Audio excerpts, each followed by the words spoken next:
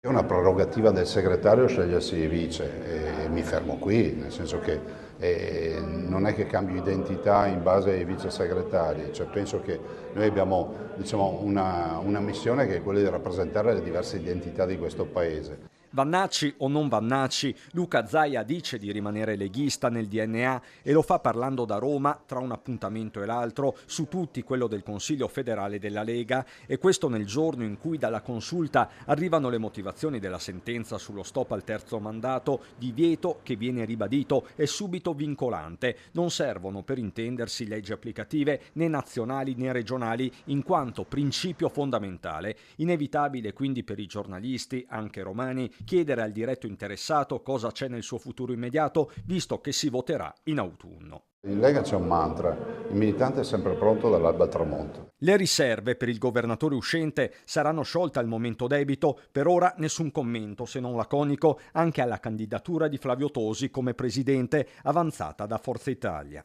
Io non leggo assolutamente provocazione, nel senso che non mi occupo di questo, saranno le segreterie a confrontarsi su questo, poi io dirò la mia opinione alla fine come penso sia logico. Zaia che però rilancia sul fine vita ed entra a gamba tesa sugli imminenti referendum. E ricordiamo ai cittadini che perché il referendum passi bisogna che ci siano il 50% più degli elettori che ci vada. E allora il referendum è valido. Quindi io non parteciperò alla formazione del quorum.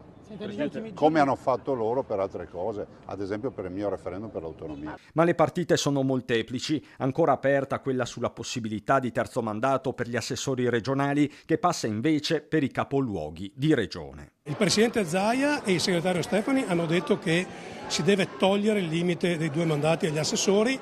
Io sono abituato a prendere in parola quanto mi viene detto, sono uomini di parola e quindi per quanto mi riguarda verrà sicuramente tolto. Quanto al generale delle polemiche, bulldog marcato, più che telegrafico, è lapidario. Io su Vannacci non spreco neanche un secondo della mia vita.